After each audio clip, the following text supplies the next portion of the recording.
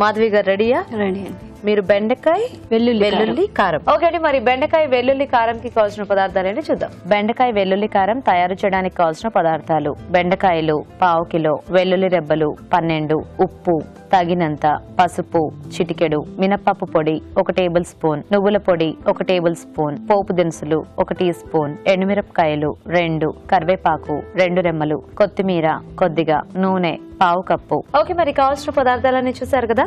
మాధవి గారు స్టార్ట్ చేద్దామా?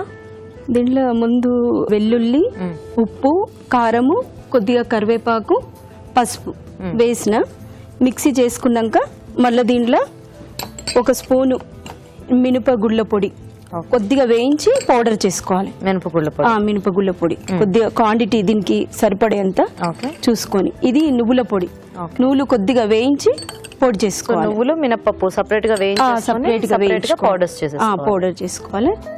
దీన్ని మిక్స్ చేసుకోవాలి మంచిగా స్టఫింగ్ సరిపడేటట్టు. ఈ కారం ఇట్లా మిక్స్ చేసుకోవాలి. ఇది అంటే ఎలా నిల్వ ఉంచుకునేలాగా అంటే ఎప్పటికప్పుడు చేసుకుని తినేటివేనా? అంటే మామూలుగా బెండకాయ మిక్స్ చేయకుండా ఊరికి అంటే ఒక 15 days ఉంటుంది ఇట్లనే కారం. అంటే కొద్దిగా పోపు చేసుకొని ఉట్టిది కూడా మనం ఉట్టిది కూడా కలుపుకోవచ్చు. పోపు చేసుకోవాలి ఆయిల్ వేసి. మామూలుగా నిల్వ ఉంటుంది వెల్లుల్లి కారము. సో బెండకాయలు ముందు కొద్దిగా కట్ చేసేసి పెట్టుకోవాలా? ముందు సైడ్స్ కట్ చేసుకోవాలి, లైన్స్ పెట్టాలి చాక్ తోటి. దీన్ని స్టఫ్ చేసుకోవాలి దీంట్లో. ఇది పేస్ట్ కొద్దిగా తక్కువ అనిపిస్తే ఇంకా పొళ్ళు యాడ్ చేసుకోవచ్చు. ఇప్పుడు ఈ కారము స్టఫింగ్ చేసుకోవాలి బెండకాయలు. ఇది మీ ఓన్ రెసిపీ అండి? అంటే కొద్దిగా ఐడియా ప్రకారం కొన్ని ఇంగ్రీడియంట్స్ నేనే యాడ్ చేసుకున్నా. ఉల్లికారం చేస్తుంటారు కదా జనరల్ గా? ఉల్లికారం చేస్తారు. సో మీరు వెరైటీగా వెల్లుల్లి కారం అన్నమాట. నాకు వెల్లుల్లి ఇష్టం. అంటే కొంచెం ఫీవరిష్ ఉన్నప్పుడు అట్లాంటప్పుడు ఇది నోరుకు టేస్ట్ ఉంటుంది బాగా. సో ఇప్పుడు ఆ బెండకాయలు మనం బాగా వేయించేసుకోవాలన్నమాట. వేయించుకోవాలి. ముందు బెండకాయలు వేయించుకొని పెట్టుకుని ఆయిల్లో అట్లా ఇది స్టఫ్ చేసుకుని మళ్ళీ ఒకసారి వేయించుకుంటే అట్లా కాదా? అట్లా బాగుండదు. ఆల్రెడీ ఇది స్టఫింగ్ అయిపోయినాక మళ్ళీ డబుల్ అవుతుంది అట్లా. సో డైరెక్ట్ గా ఒకసారి స్టఫ్ చేసుకున్నాకనే మగ్గించుకోవాలి. సో అయితే ఇది దేంట్లోనైనా అట్లా సైడ్ డిష్ లాగా బాగుంటుంది? సైడ్ గా బాగుంటది. ఈ మామూలుగా ఇది రైస్ లా కూడా కలుపుకోవచ్చు. బెండకాయ లేకున్నా కూడా ఉట్టి కారం కూడా కొంచెం ఆయిల్ వేయించుకొని.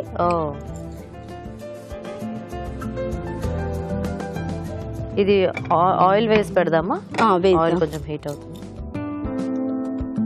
సో కొంచెం షాలో ఫ్రై లాగానే కొద్దిగా ఎక్కువ ఆయిల్ పడుతుందేమో? చాలా ఏం పట్టదు, కొద్దిగా స్టఫింగ్. మరీ ఎక్కువ అయిపోతే కూడా తినలేము కదండి. అందుకని కొద్దిగా.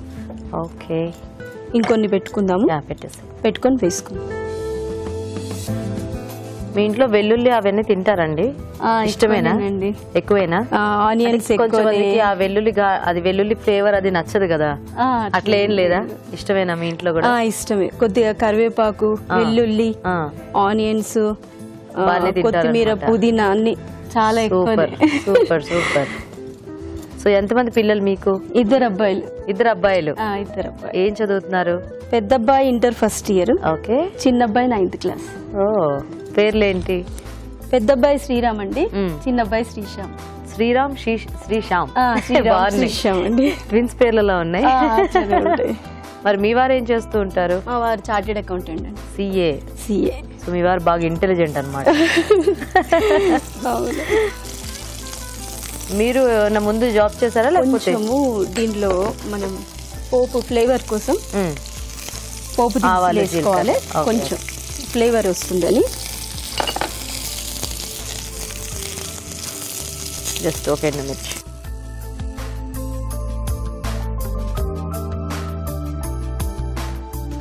కరివేపాకు.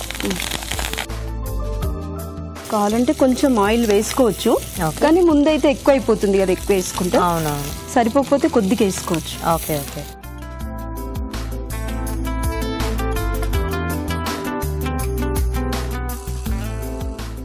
ఆల్రెడీ మనకి కొంచెం కలర్ వచ్చాయి. కొంచెం కలర్ వచ్చినాయి. కొద్దిగా లోపల స్టఫింగ్ ఉడకాలి కదా కొద్దిగా, అవును, అందుకని ఒక 2 minutes అంతే. Okay okay. బెండకాయ తొందరగా ఉడుకుతుంది కదా, ఎక్కువ టైం కూడా పట్టది. లోపల ఏంటంటే ఖాళీ స్టఫింగ్ కొద్దిగా. Okay okay. కానీ ఎక్కువ డీప్ ఫ్రై లాగా అలా కాకుండా ఇలా షాలో ఫ్రై చేసుకుంటే బాగుంటుంది మనకి. మూత పెట్టుకుంటామండి ఒక 1 minute అంతే. Okay okay. సో మధ్య మధ్యలో చూస్తూ కాస్త అటు ఇటు టర్న్ చేసుకుంటే సరిపోతుంది. మనం మామూలుగా కూడా బెండకాయ లేకుండా ఈ పౌడర్ యాజ్ ఇట్ ఈజ్ ఇట్లనే చేసుకొని కొద్దిగా పోపు చేసుకొని ఈ పౌడర్ కొంచెం ఒక 2 minutes వేయించుకొని పెట్టుకుంటే మామూలుగా రెగ్యులర్ గా కూడా రైస్ లో కలుపుకోవచ్చు. కొంచెం పచ్చడి టైప్ లో, పచ్చడి టైప్. అది ఒక 15 days 20 days అట్లా నిల్వ ఉంటుంది, ఖరాబ్ కాదు తొందరగా. ఎందుకంటే వెల్లుల్లి ఉంటది, ఉప్పు కారం సరిపడుతుంది కదా, అవునవును, అది ఎక్కువ రోజులు నిల్వ. Super super. ఇప్పుడు స్టవ్ ఆఫ్ చేసుకుందామండి. సరిపోతుందా? సరిపోతుంది. మంచి వెల్లుల్లి వాసన చాలా బాగా వస్తుంది. ఇప్పుడు బౌల్లోకి తీసుకుందామండి. మంచి పప్పు చారు ఇలాంటివి అంటే నంచుకోవడానికి బాగుంటదండి కదా.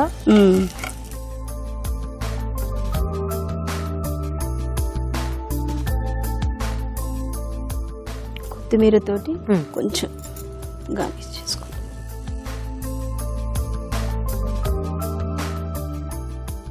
స్పైసీ బెండకాయ వెల్లుల్లి కారం రెడీ. సూపర్.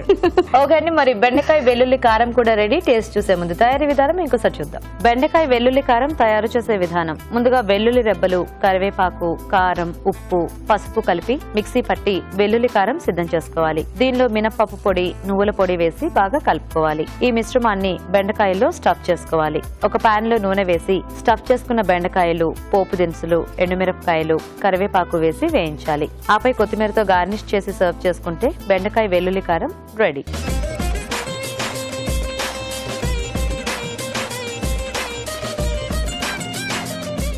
ఓకే అండి, మరి బెండకాయ వెల్లుల్లి కారం తయారీ విధానం చూసారు కదా.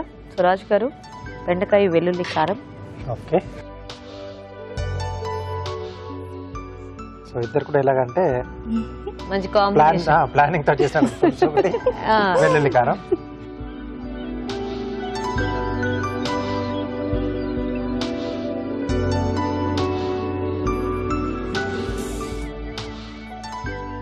వెల్లుల్లి ఫ్లేవర్ బాగా తెలుస్తుంది. అంటే దీనిలో అందుకే ధనియాల పొడి, కరివేపాకు, ఇది మన జీలకర్ర మెంతుల పొడి వేయరండి. దీని ఫ్లేవర్ డామినేట్ చేస్తుంది అని. కాలి వెల్లుల్లి, ఈ మినప పొడి బాగుంది. అంటే వెల్లుల్లి కారం అన్నాం కదా, వెల్లుల్లి ఫ్లేవర్ తెలిస్తే అదే ఫ్లేవర్ తెలుస్తుంది అని వేరే పొళ్ళు యాడ్ చేయమని. బాగుంది, టేస్టీగా.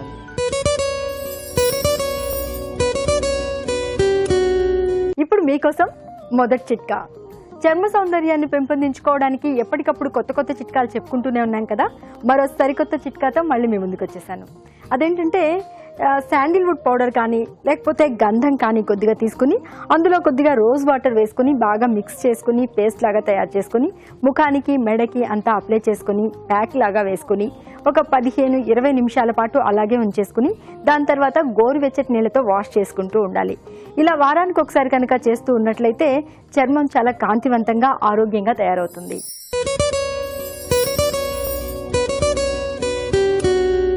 రేట్ మాట ఎలా ఉన్నా టమాటాలతో మాత్రం మనకు ఎన్నో ఆరోగ్య ప్రయోజనాలు ఉన్నాయన్న విషయం తెలిసిందే కదా. ఇక చర్మ సౌందర్యాన్ని పెంపొందించుకునే విషయానికి వస్తే టమాటాని బాగా రసంలాగా చేసుకుని ముఖానికి, మెడకి అప్లై చేసుకుని ఒక 15-20 నిమిషాల పాటు అలాగే ఉంచుకుని దాని తర్వాత వాష్ చేసుకుంటూ ఉన్నట్లయితే చర్మం మీద ఉన్నటువంటి మచ్చలు, అలాగే చిన్న చిన్న గాయాలు అలాంటివన్నీ కూడా తగ్గిపోతాయి. చర్మం బాగా కాంతివంతంగా ఉంటుంది.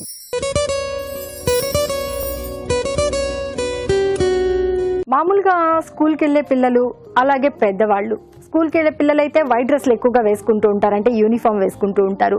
ఇక బాగా పెద్దవాళ్ళు ఉన్న వాళ్ళు కూడా వైట్ అండ్ వైట్ వేసుకుంటూ ఉంటారు. ఎక్కువగా ఇంకు మరకలు అనేవి ఈ డ్రెస్సుల మీద పడిపోతూ ఉంటుంది. ఇంకు మరక ఎలా పోవాలి అంటే ఆ మరక పడ్డ ప్రాంతంలో కాస్త నిమ్మరసంతో రుద్ది ఒక 5 నిమిషాల పాటు అలాగే ఉంచి దాని తర్వాత డిటర్జెంట్తో వాష్ చేసుకున్నట్లయితే మరక శుభ్రంగా పోతుంది.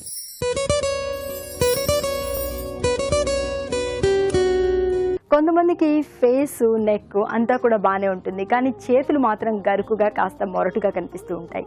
ఇలాంటప్పుడు చేతులు మోచేతులు భాగమైనా సరే, చేతులు ఎక్కడైనా సరే గరుగ్గా ఉన్న ప్రాంతంలో కాస్త నిమ్మరసంలో పంచదార కలుపుకొని ఆ మిశ్రమంతో కనుక బాగా రుద్దుకుంటూ ఉన్నట్లయితే ఈ గరుకుదనము మొరటుదనం అంతా క్రమంగా పోతుంది.